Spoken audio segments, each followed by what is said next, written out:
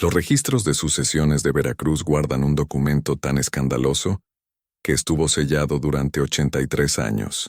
El testamento del coronel, don Armando de la Vega, fechado el 15 de mayo de 1905, dejó toda su fortuna, equivalente a millones hoy, a una sola heredera, no a su esposa de 26 años, no a sus 3 hijos legítimos, no a su hermano que combatió con él en la Revolución de Ayutla, la única dueña de las 1,400 hectáreas de Hacienda El Paraíso, la casa de Xalapa, la fábrica de tabaco y las inversiones en ferrocarriles, fue una mujer cuyo nombre aparecía en sus libros contables bajo una categoría muy distinta: propiedad.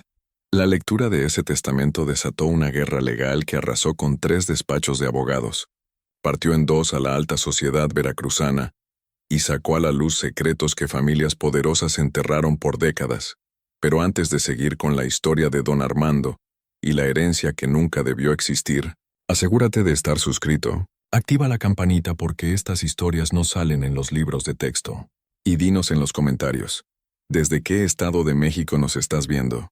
Nos encanta saber dónde descubren estas esquinas oscuras de nuestra historia.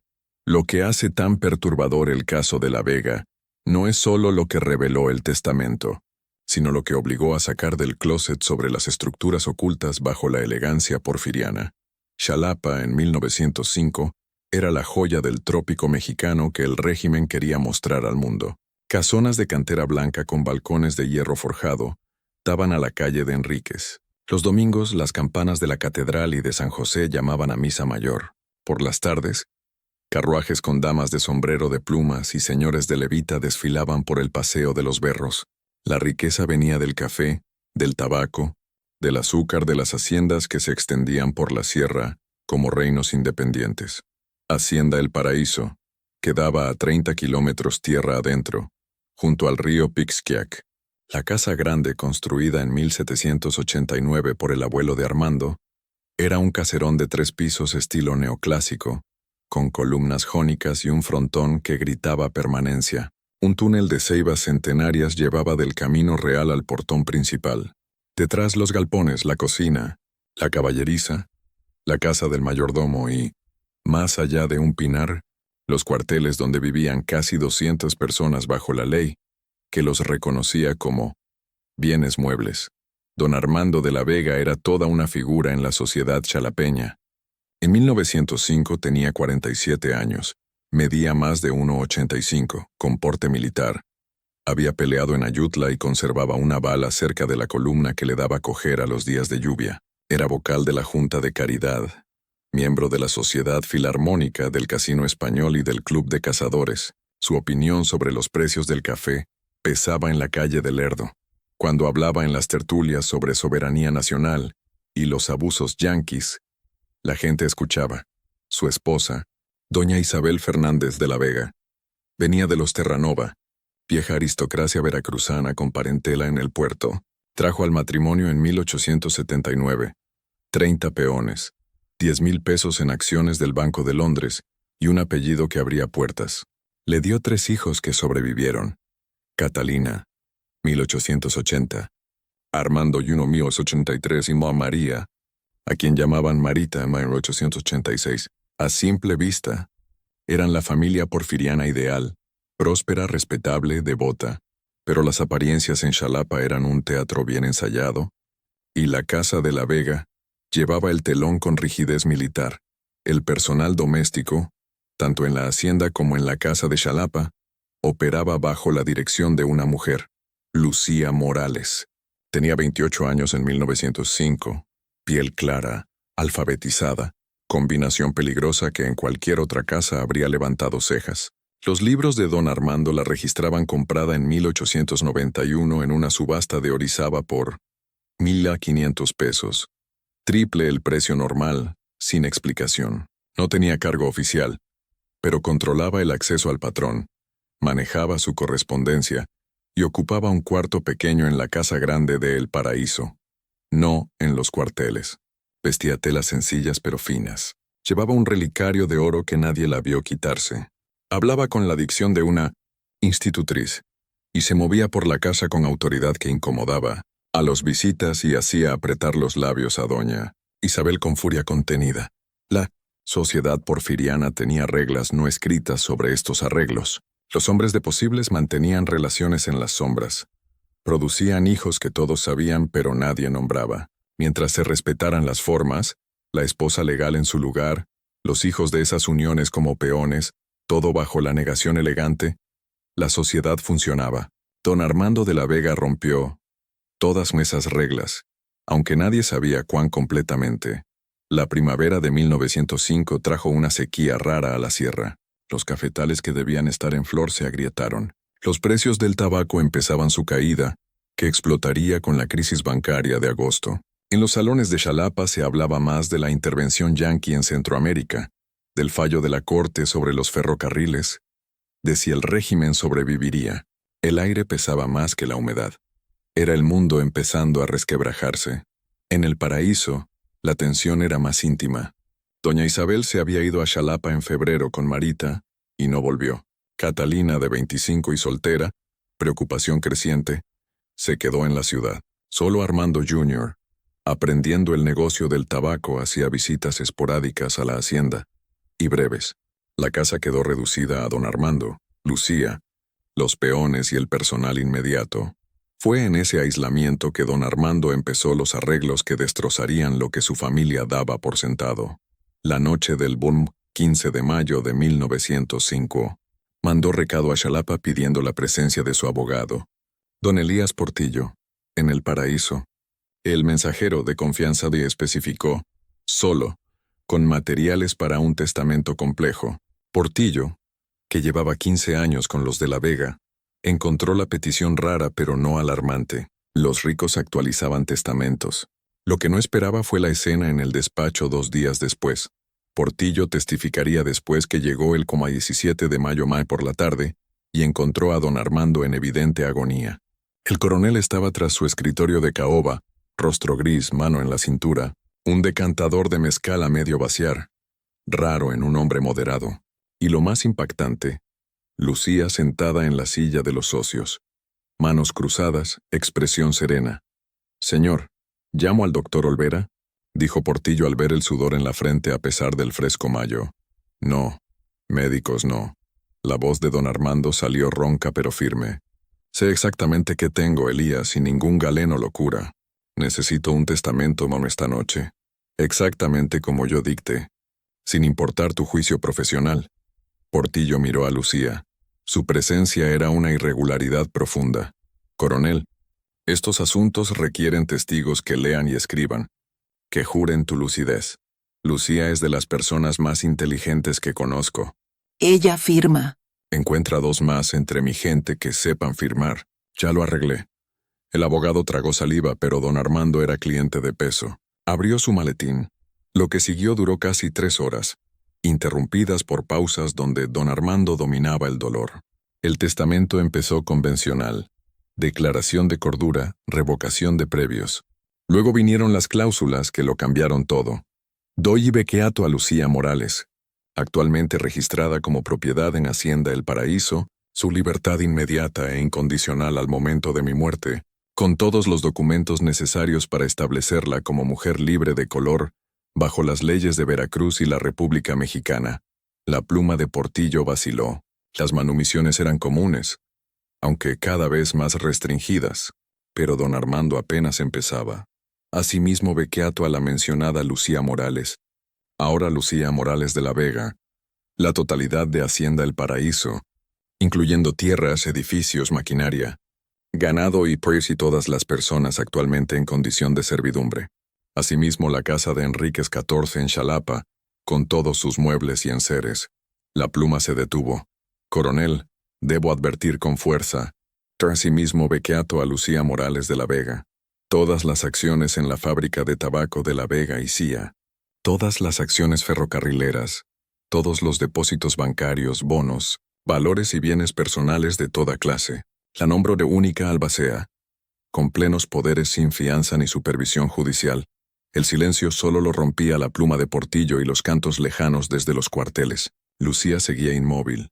Respecto a mi esposa, doña Isabel Fernández de la Vega, cada palabra parecía costarle. Le otorgo el mínimo legal de Tercia, sobre bienes raíces por su vida natural. Pero dicha tercia estará sujeta a la propiedad y administración primaria de Lucía Morales de la Vega, y doña Isabel no tendrá voz en la gestión de ningún bien. Portillo dejó de fingir que escribía.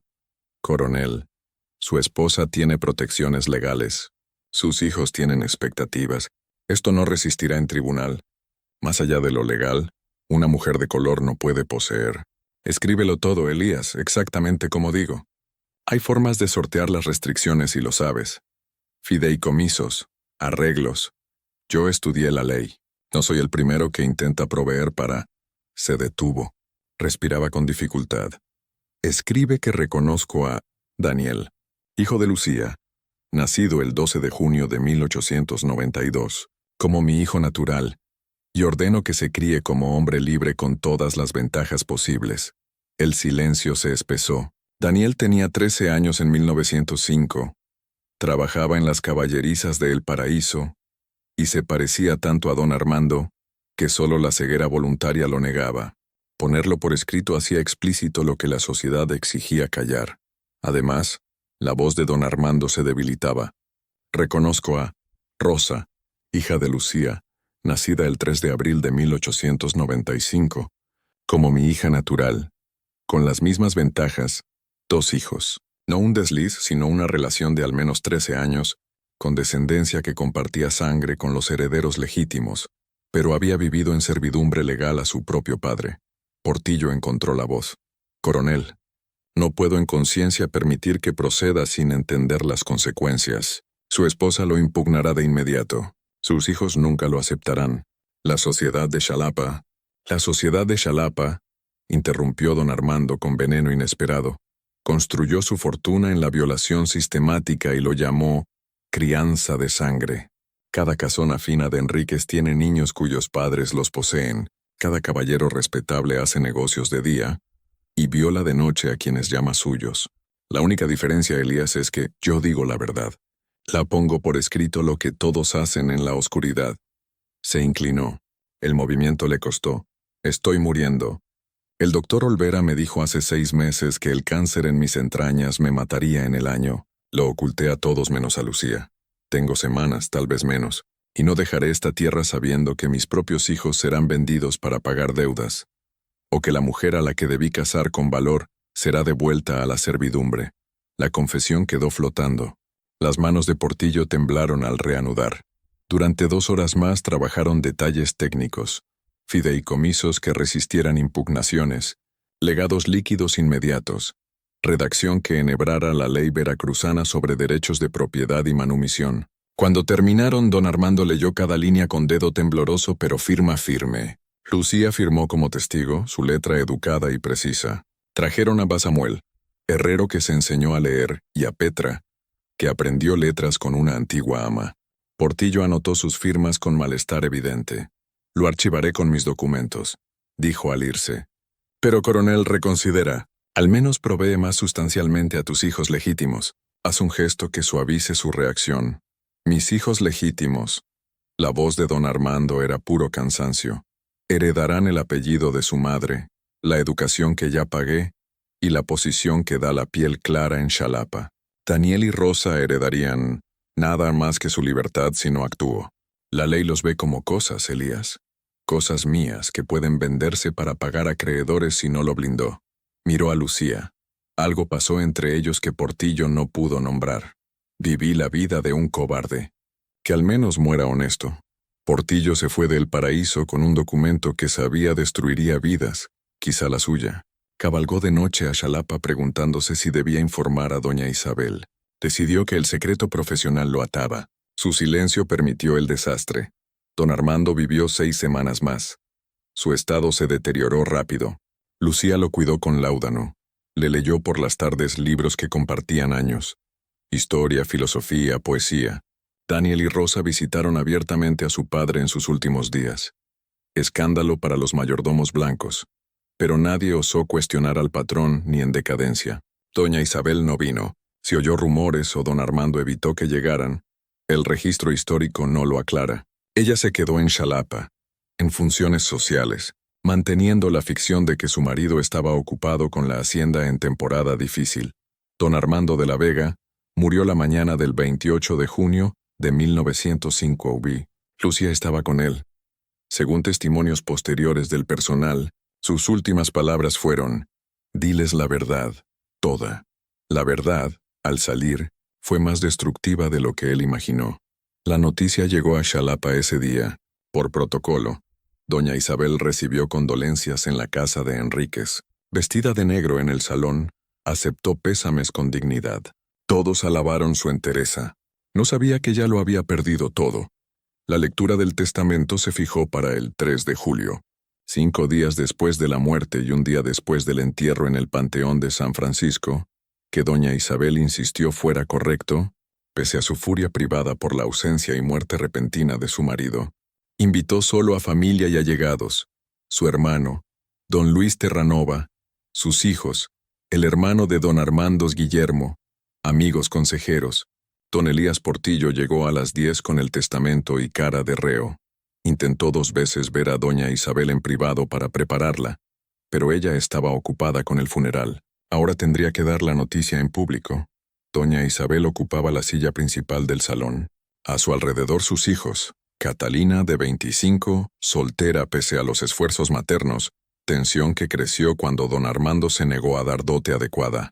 Armando Jr., de 22, en el negocio del tabaco asumiendo que heredaría todo.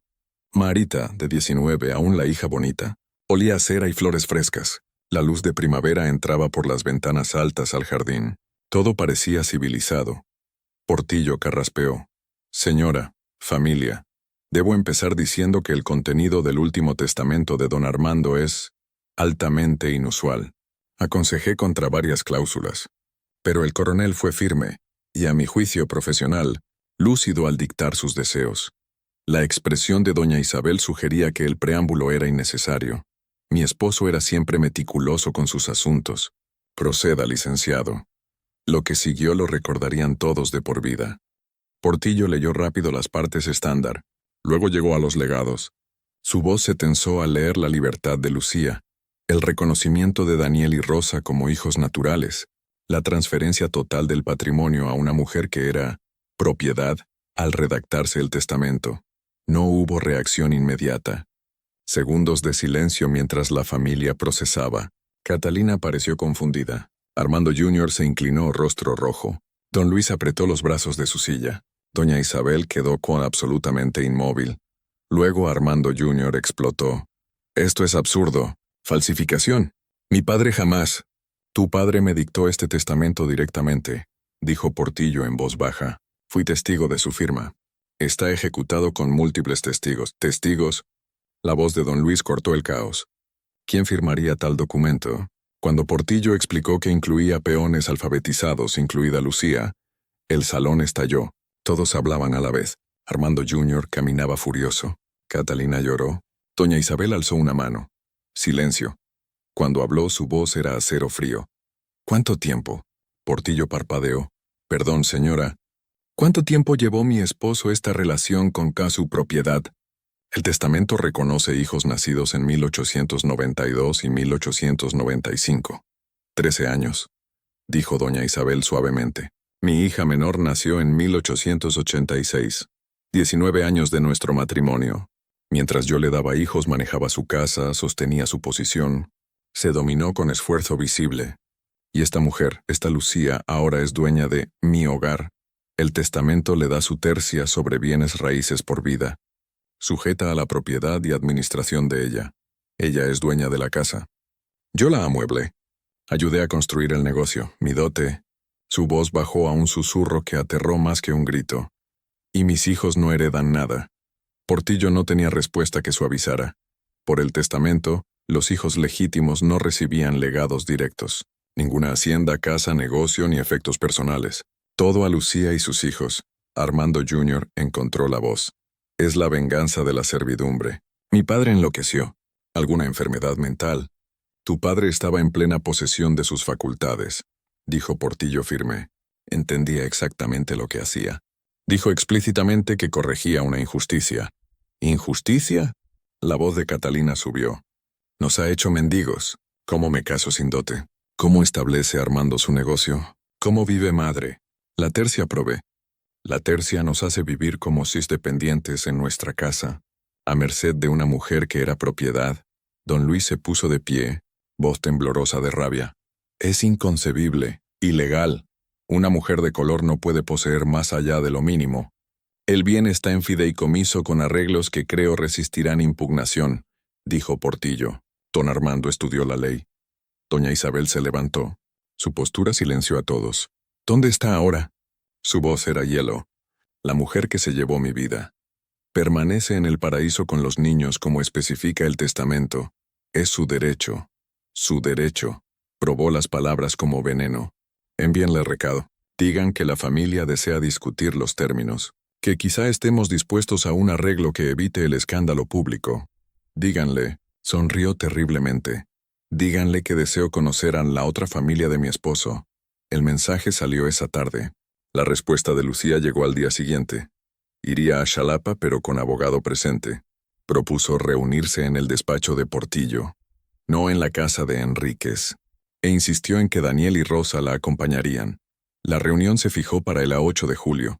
En los 5 días entre el descubrimiento y la reunión, Xalapa ardió en chismes. Los detalles se filtraron, criados aliados de doña Isabel, o simplemente porque secretos así no se contienen.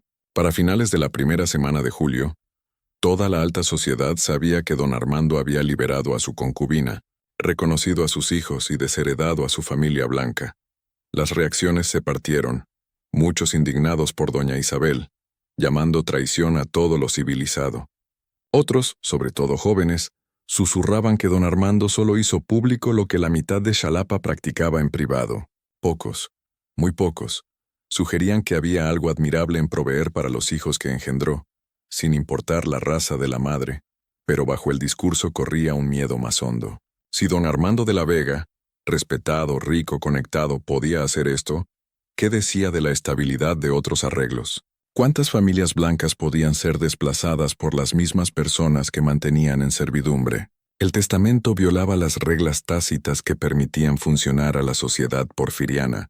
Tenía que impugnarse, derrotarse, o las implicaciones se extenderían como cólera.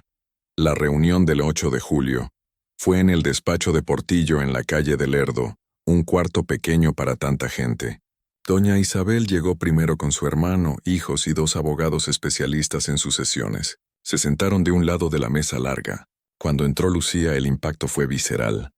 Vestía luto gris oscuro, sencillo pero bien cortado, cuello blanco, cabello recogido severo. Se condujo con compostura notable para una mujer, entrando a un cuarto lleno de gente que deseaba destruirla. Daniel, de 13, llevaba traje de caballero, no ropa de peón. Rosa, de 10, un vestido azul con costuras cuidadosas, trenzas perfectas, ambos con rasgos inconfundibles de los de la Vega. Daniel, sobre todo, con la mandíbula fuerte y ojos hundidos de don Armando. El momento en que doña Isabel y Lucía Morales se miraron a través de la mesa contuvo más historia que cualquier papel. Habían vivido 14 años en las mismas casas, una como ama, otra como propiedad. Ambas parieron hijos de don Armando. Ambas construyeron sus vidas alrededor de un hombre que las mantuvo en mundos separados que nunca debieron cruzarse. Ahora chocaban y una sería destruida en los escombros. Doña Isabel habló primero, voz controlada pero con filo. Entiende, supongo, que el testamento de mi esposo no puede sostenerse. La ley protege los derechos de la esposa. Ningún tribunal en Veracruz permitirá esta farsa. Lucía sostuvo su mirada. Violación deliberada del código que dictaba cómo una mujer de color debía dirigirse a una blanca. Sobre todo de la posición de doña Isabel. Entiendo que su esposo eligió en decir la verdad. Al fin la frase cayó como golpe físico. La compostura de doña Isabel se resquebrajó, color en las mejillas. Tú lo sedujiste. Usaste tu posición en su casa para manipular a un hombre que tenía 14 años cuando su esposo me compró en Orizaba. La voz de Lucía se mantuvo nivelada pero ganó fuerza. 14. No seduje a nadie, señora. Me enseñaron a leer y escribir con mi ama anterior, lo que me hacía valiosa como administradora. Eso le dijo a la gente. Me compró por la verdad de ¿para qué más? Lo que no tuve opción de rechazar. Supongo que puede imaginarlo. El cuarto quedó en silencio mortal. Armando Jr. medio se levantó. Don Luis lo sujetó. Catalina habló voz temblorosa. No te permitiré hablarle así a mi madre. No tienes derecho. Tengo mamá, todo es el derecho. Lucía giró a Catalina, ahora con acero.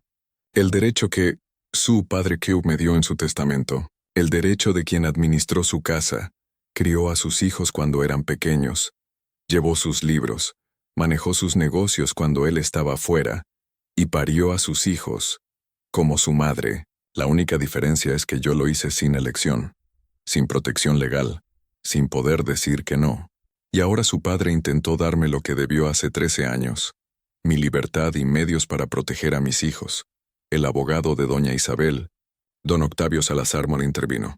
Señorita Morales, su historia personal, por desafortunada que sea, no es relevante para las cuestiones legales. El testamento de don Armando viola múltiples disposiciones de la ley veracruzana. No se puede transferir propiedad de esta manera a una mujer de color.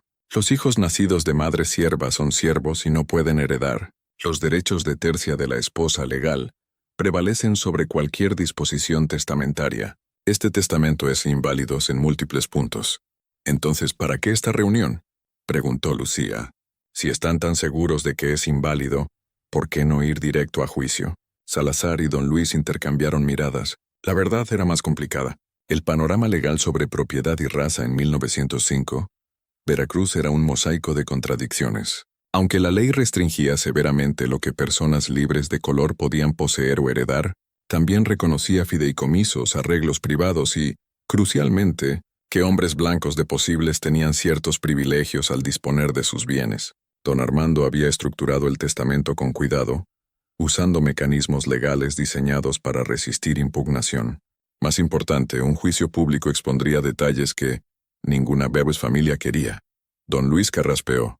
Estamos aquí, señorita Morales, porque pese a la invalidez legal del documento, reconocemos que un litigio prolongado sería desagradable para todos. Los detalles de la vida privada de mi cuñado se harían públicos. Se mencionarían nombres, se escrutarían niños.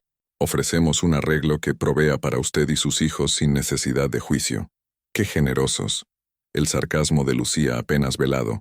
¿Cuáles son los términos? Doña Isabel se inclinó. Recibe su libertad, que la ley probablemente concedería de todos modos. Recibe 20,000 pesos.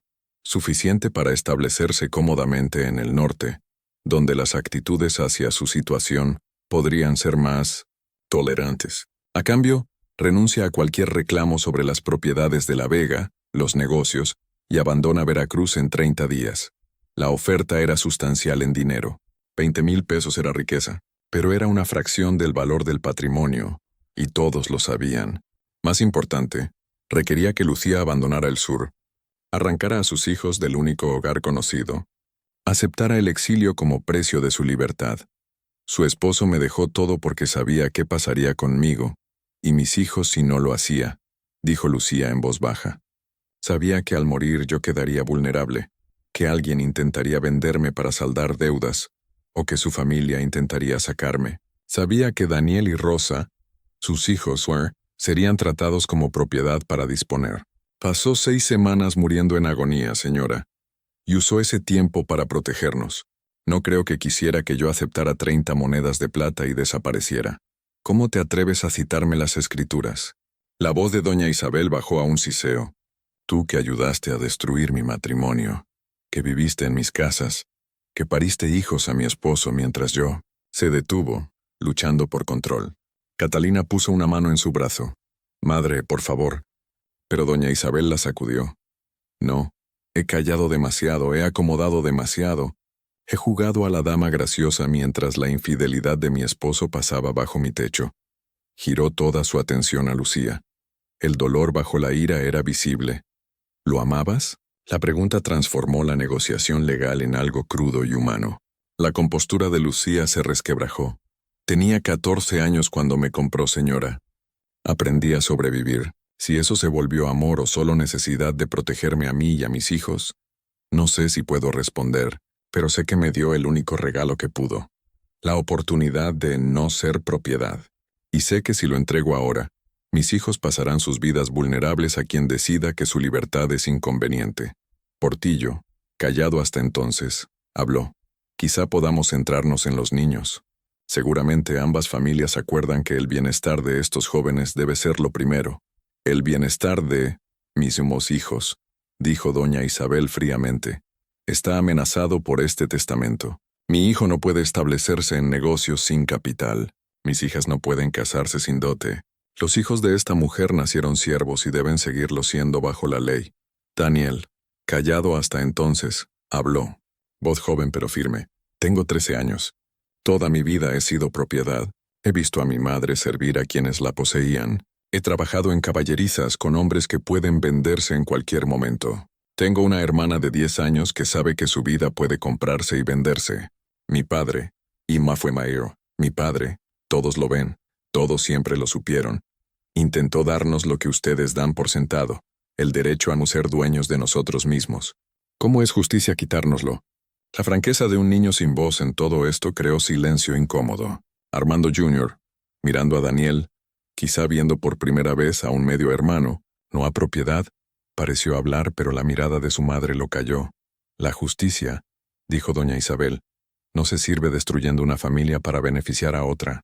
Licenciado Salazar, ¿cómo procedemos con la impugnación? Salazar delineó la estrategia.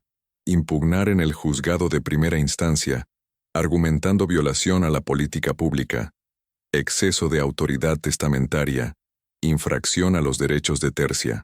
Llamarían testigos sobre el comportamiento errático de don Armando en sus últimas semanas, sugiriendo capacidad disminuida. Argumentarían influencia indebida de Lucía sobre un moribundo. Mientras Salazar hablaba, el abogado de Lucía, don Tomás Herrera, uno de los pocos en Xalapa dispuesto a tomar un caso tan polémico, tomaba notas. Herrera era cuáquero, opuesto a la servidumbre por motivos religiosos, y dispuesto a soportar ostracismo social para desafiarla legalmente. El caso de La Vega le daba la oportunidad perfecta. La reunión terminó sin acuerdo. La batalla iría a tribunales. Y todos sabían lo que significaba. Meses o años de litigio, costos astronómicos, y que la sociedad xalapeña tendría que examinar preguntas que prefería dejar sin respuesta. Al salir del despacho, doña Isabel y Lucía se cruzaron a centímetros en la puerta. Doña Isabel se detuvo, giró y habló tan bajo que solo Lucía oyó. Llamó, tu nombre al morir, ¿verdad? No el mío, no el de sus hijos, el tuyo. Lucía sostuvo su mirada. Sí. El rostro de doña Isabel se derrumbó un instante antes de dominarse y salir. Hijos y abogados detrás. Fue la última vez que las dos mujeres se hablaron directamente. La batalla legal consumiría a Xalapa por los siguientes 18 meses y expondría más de lo que nadie anticipó. Laice.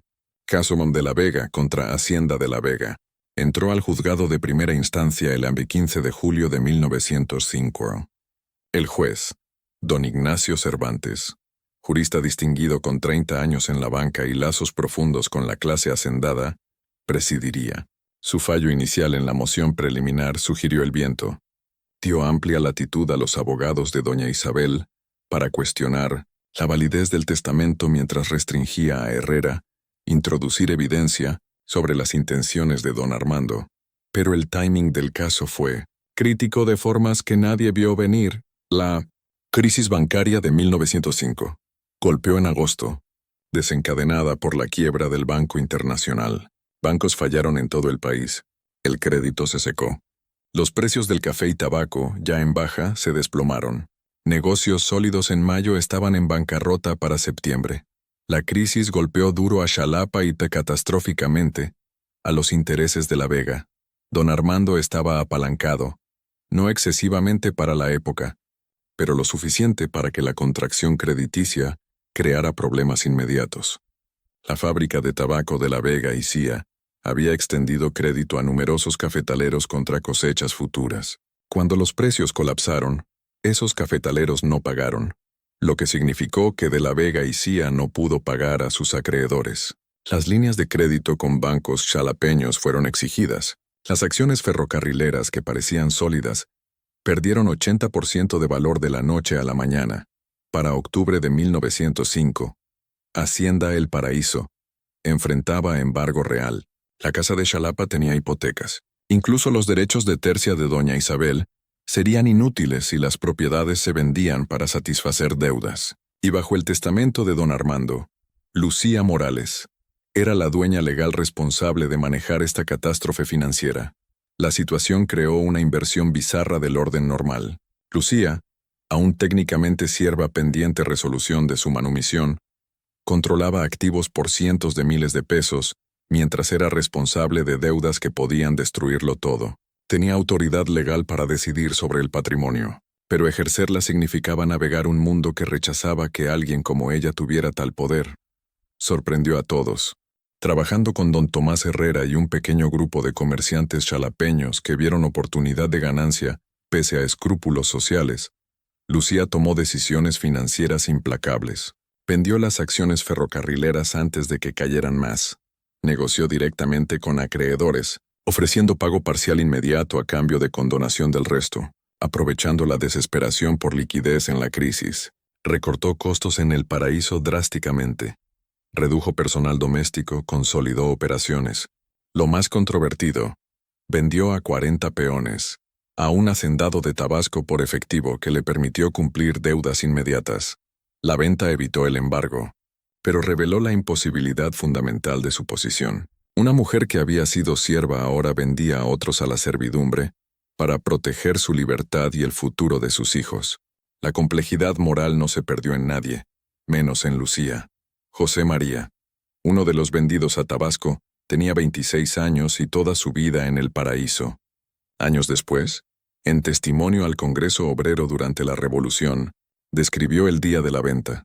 La señorita Lucía nos juntó a todos en el patio. Lloraba.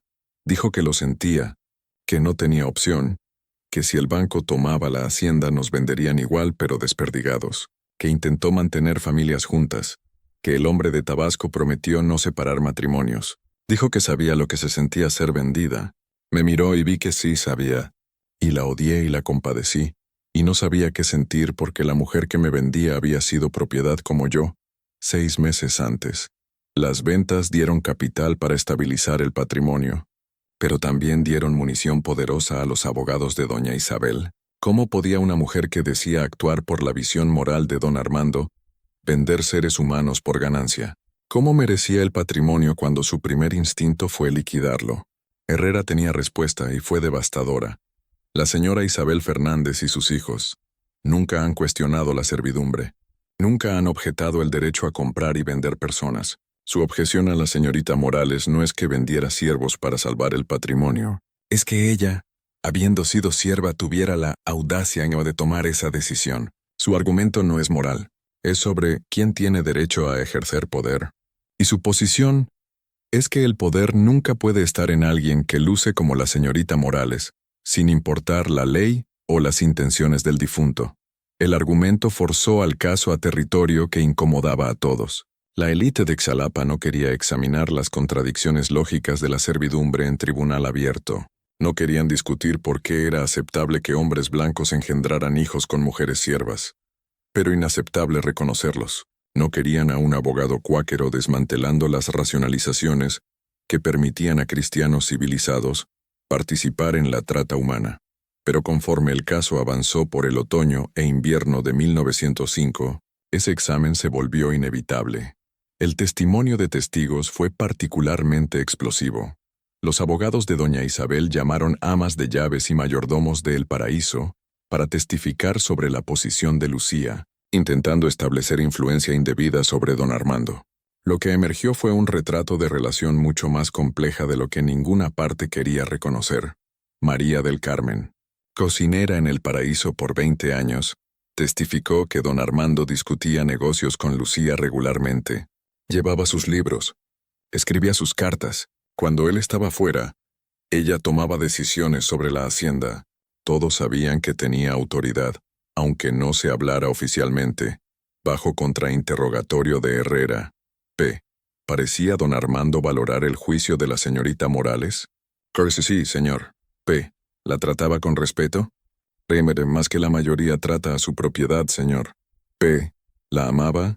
Los abogados de doña Isabel objetaron. El juez Cervantes permitió la pregunta. María del Carmen miró a doña Isabel, luego a Lucía, luego a sus manos. No sé de amor, señor, pero sé que con ella era diferente que con la señora. Más callado, como si pudiera descansar. La señora siempre quería algo. Mejorar la casa, aceptar una invitación, alguna función social. Lucía lo dejaba hacer, supongo. El testimonio devastó visiblemente a doña Isabel. El tribunal estuvo abarrotado semanas. Escándalos así atraían multitudes incluso en invierno. Y los susurros tras el testimonio de María del Carmen fueron audibles pese al mazo del juez. Pero el testimonio más condenatorio vino del doctor Rafael Olvera, médico que trató a don Armando en su enfermedad final. Olvera sabía del cáncer meses y, a petición de don Armando, guardó silencio sobre el pronóstico. Ahora, llamado a testificar sobre el estado mental de don Armando, tuvo que revelar conversaciones. Don Armando sabía que moría.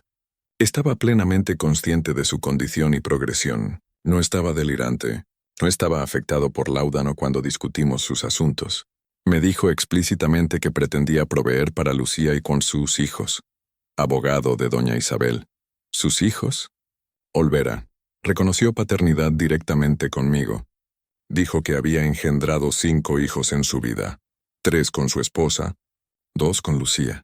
Dijo que había fallado a los 5 de distintas formas, pero que al menos podía asegurar que Daniel y Rosa serían libres. P.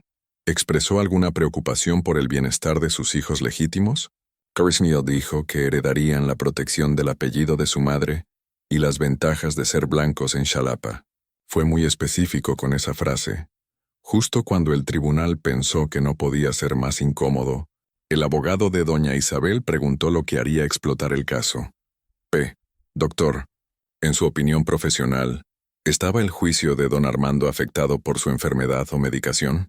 ¿Lo esto parecía racional? Persa completamente. P. Entonces, en su opinión médica, ¿por qué un hombre racional de su posición cometería un acto de destrucción social y familiar? Olvera miró directamente a doña Isabel.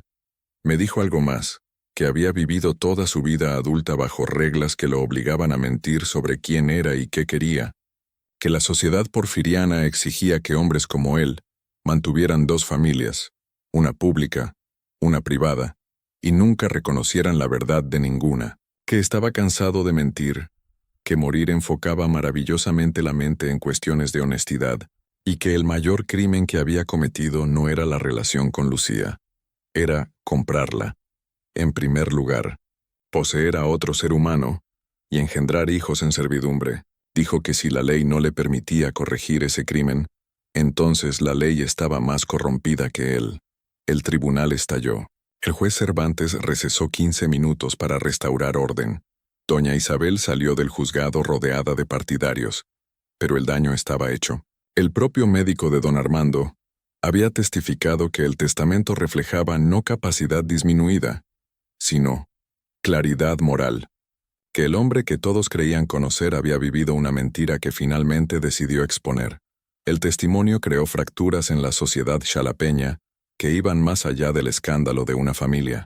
Hombres que iban a misa con don Armando, que hacían negocios con él, que mantenían sus propias familias duales en las sombras, de repente tenían que confrontar que quizá él tenía razón al decir la verdad. Mujeres que mantenían ignorancia voluntaria sobre las actividades de sus maridos se preguntaban qué pasaba en sus propias casas. El caso dejó de ser sobre un testamento y se volvió sobre toda la estructura de la sociedad porfiriana.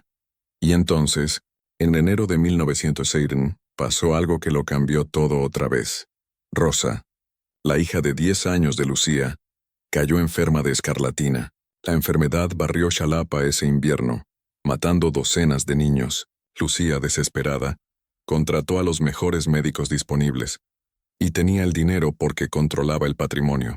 Los abogados de doña Isabel intentaron argumentar que Lucía no tenía derecho a gastar fondos del patrimonio en cuidado médico para una niña no reconocida legalmente. El argumento, hecho en tribunal abierto, fue demasiado incluso para la tolerancia de Xalapa a la contradicción moral. El juez Cervantes, claramente luchando con su conciencia, emitió un fallo que sorprendió a todos. Esta niña está enferma. Su padre la reconoció como hija en su testamento. Sea lo que decida este tribunal sobre la distribución del patrimonio de don Armando, no permitiremos que una niña de 10 años muera mientras abogados discuten derechos de propiedad. Se autoriza a la señorita Morales usar fondos del patrimonio para el cuidado médico de la niña. Fue la primera vez que el tribunal reconoció la humanidad de Rosa sobre su estatus de propiedad. Fue una grieta en la armadura legal que el lado de doña Isabel había construido.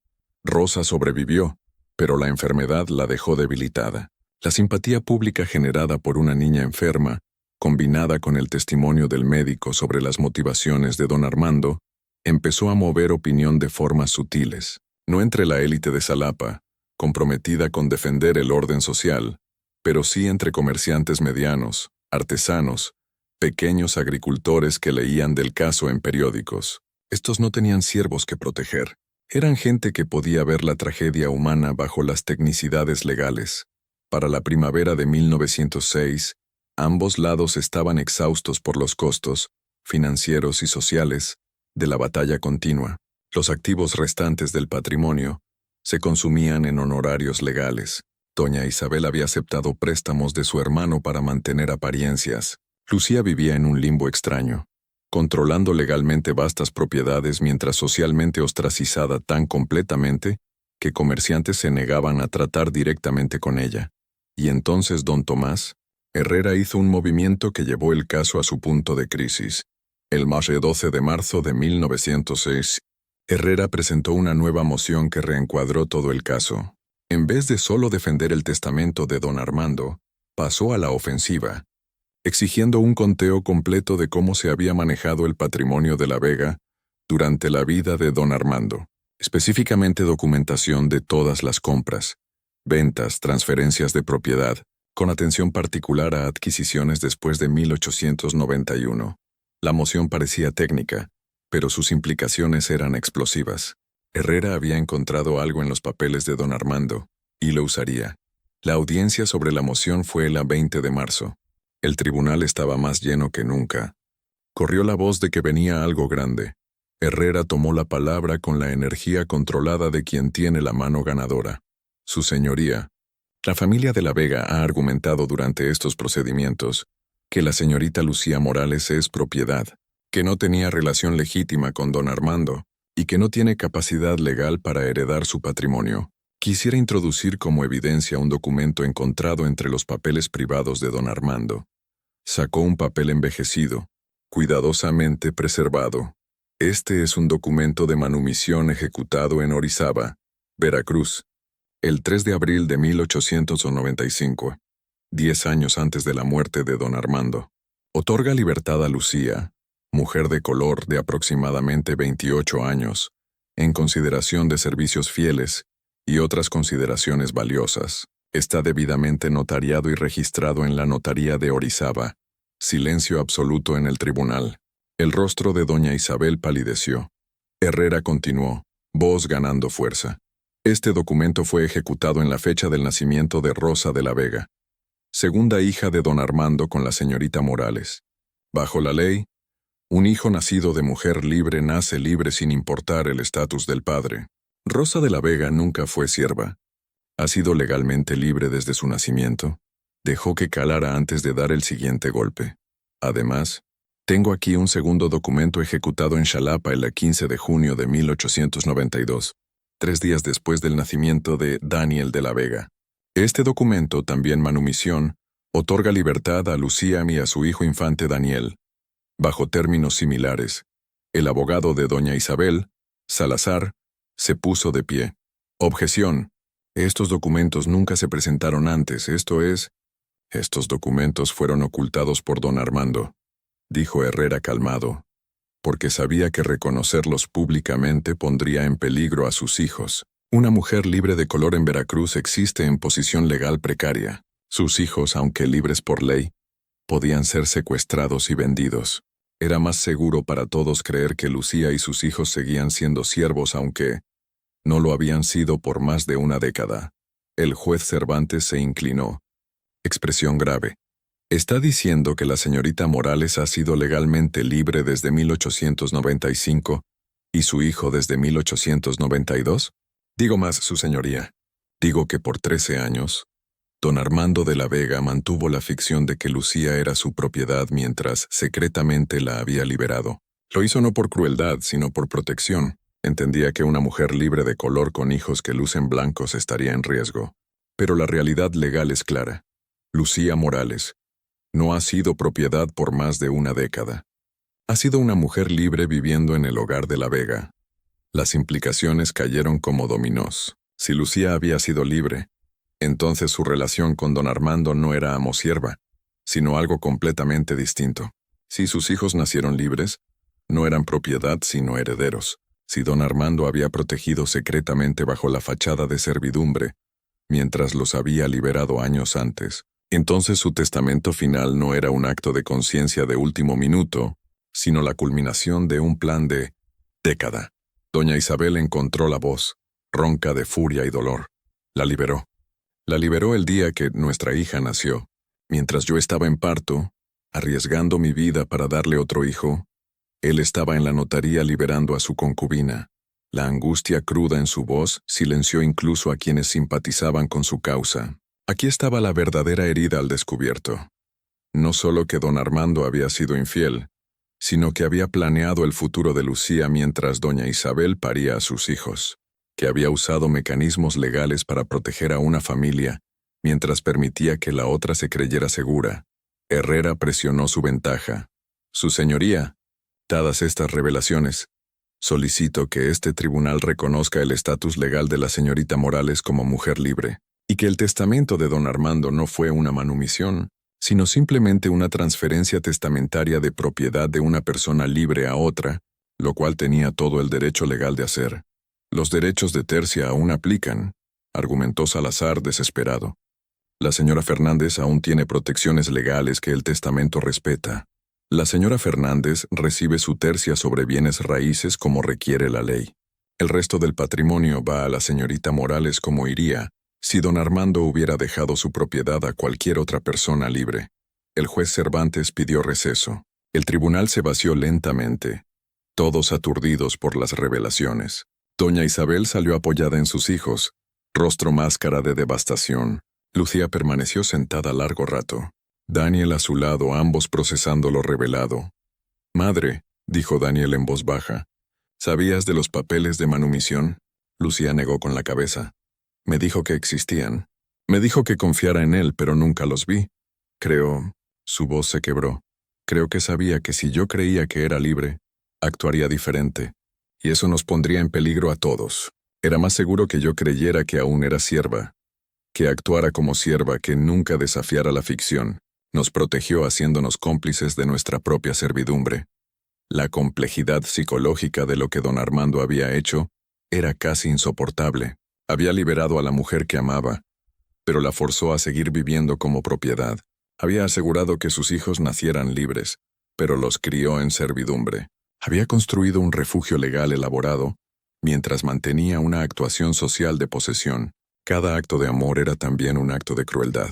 Cada protección era también una jaula. El tribunal se reunió 2 semanas después para el fallo del juez Cervantes. Claramente luchó con la decisión. Su opinión escrita corrió 40 páginas, llena de razonamiento legal que intentaba balancear ley, precedente y el pantano moral que el caso había expuesto. Su hallazgo central fue estrecho pero devastador para el caso de doña Isabel. Los documentos de manumisión son válidos. Lucía había sido libre desde 1895, sus hijos desde sus nacimientos. Por tanto, el testamento de don Armando era simplemente la transferencia de propiedad de una persona libre a otra, lo cual la ley veracruzana permitía sujeto a limitaciones de derechos de tercia. Doña Isabel recibió su tercia sobre bienes raíces por su vida natural, pero Lucía recibió control de 2/3 de los bienes raíces, la totalidad de la propiedad personal, los intereses comerciales y los activos en efectivo. Más importante, recibió reconocimiento legal de su estatus. No era propiedad. No lo había sido por más de una década. Era una mujer libre de color con los mismos derechos a heredar y poseer propiedad que cualquier persona libre, bajo la ley veracruzana. La decisión fue apelada inmediatamente a la Corte Suprema de Justicia de Veracruz, pero la Corte declinó oír el caso, dejando en pie el fallo de Cervantes. La batalla legal terminó. Tras 18 meses, miles de pesos en honorarios legales y la exposición de secretos que Xalapa prefería enterrar, Lucía Morales había ganado. Pero la victoria, cuando llegó, fue hueca de formas que nadie anticipó. Lucía tomó posesión de la casa de Enríquez.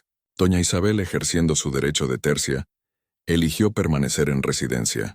La ley se lo daba, y tomó amarga satisfacción en forzar a Lucía a aceptar su presencia, por cada 2 años.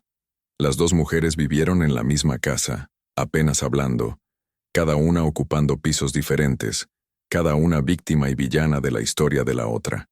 El arreglo fue psicológicamente insostenible para todos. Los hijos de doña Isabel rehusaron visitar mientras Lucía viviera allí.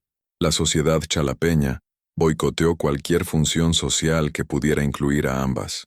El personal doméstico vivía en tensión constante, incierto a quién obedecer cuando órdenes chocaban. En No. 08, doña Isabel se rindió. Se mudó a la hacienda de su hermano en el interior, llevándose lo único que realmente quería de su matrimonio: el estatus legal de viuda de don Armando de la Vega.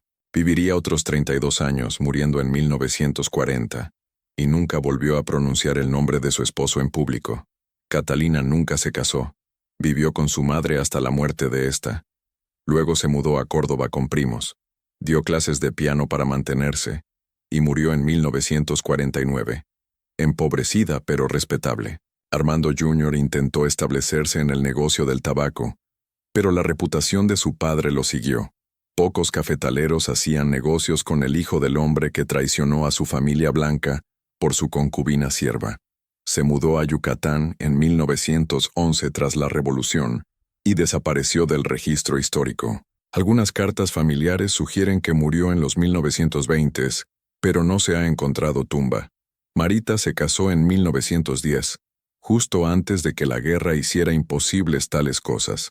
Su esposo era un oficial que murió en la batalla de Zacatecas. Nunca se volvió a casar y trabajó como institutriz hasta su muerte en 1955. La Revolución Mexicana destruyó lo que quedaba del patrimonio de la Vega. El Paraíso fue ocupado por tropas zapatistas, los cafetales quemados, la Casa Grande saqueada, la Casa de Xalapa dañada por artillería. Los intereses comerciales colapsaron con el porfiriato. Para 1915, la vasta fortuna que causó tan amarga pelea se había disuelto en la violencia que desgarró al país. Pero Lucía y sus hijos sobrevivieron. Dejaron Xalapa en 1908 antes de la guerra, presintiendo la catástrofe. Usando lo que quedaba de activos líquidos del patrimonio, Lucía compró propiedad en Mérida, en un barrio donde personas libres de color habían establecido comunidad. Invirtió en una casa de huéspedes y una pequeña tienda, venturas modestas que darían ingreso constante. Daniel recibió educación, aprendió carpintería y se estableció como artesano hábil. Se casó en 1915. Tuvo hijos. Vivió para ver el siglo XX. Murió en 1968, tras 63 años como hombre libre. Sus nietos heredaron la propiedad que acumuló. Rosa se recuperó de su enfermedad infantil y creció en una joven de resiliencia notable. Se volvió maestra, educando niños libres durante la reconstrucción posrevolucionaria. Se casó con un pastor en 1920. Sus descendientes se dispersaron por Mérida, Ciudad de México y Monterrey, volviéndose maestros, médicos, abogados, construyendo vidas imposibles en el mundo donde nació. Lucía vivió hasta 1942. Nunca se volvió a casar. Conservó el relicario de oro que don Armando le dio hasta su muerte. Dentro había 2 pequeñas fotos, una de Daniel bebé, una de Rosa toddler. Fue enterrada en el Panteón General de Mérida, en un lote que compró ella misma bajo una lápida, que dice simplemente Lucía Morales de la Vega, 1877-1942. Libre el caso. De la Vega contra Hacienda. De la Vega nunca apareció en los textos legales estándar. Se cita ocasionalmente en discusiones de derecho de propiedad, pero usualmente en notas al pie. Los detalles eran demasiado incómodos, las implicaciones demasiado perturbadoras. La sociedad chalapeña prefirió olvidar el feo asunto, enterrarlo bajo la tragedia más dramática de la Revolución. Pero los documentos del caso sobrevivieron. Cientos de páginas de testimonios, mociones, evidencia registrada y archivada en el Palacio de Justicia de Xalapa. Sobrevivieron la guerra, incendios, inundaciones, intentos de purgar registros embarazosos. Y en esas páginas, preservadas en lenguaje legal y testimonio jurado, está la historia de cómo un hombre intentó corregir una injusticia que pasó una vida perpetuando, y cómo su intento de redención destruyó 2 familias al servicio de salvar una. Las preguntas que el caso levantó nunca recibieron respuestas satisfactorias. ¿Fue don Armando de la Vega un héroe por intentar liberar a sus hijos, o un villano por haberlos esclavizado en primer lugar? ¿Fue Lucía víctima de opresión sistemática, o alguien que se benefició de proximidad al poder? ¿Estaba doña Isabel justificada en su furia, o defendía un sistema indefendible? ¿Podían alguno haber elegido diferente dentro de las restricciones de su mundo? La verdad, como sugiere el registro histórico, es que todos estaban atrapados en un sistema que corrompía cada relación humana que tocaba.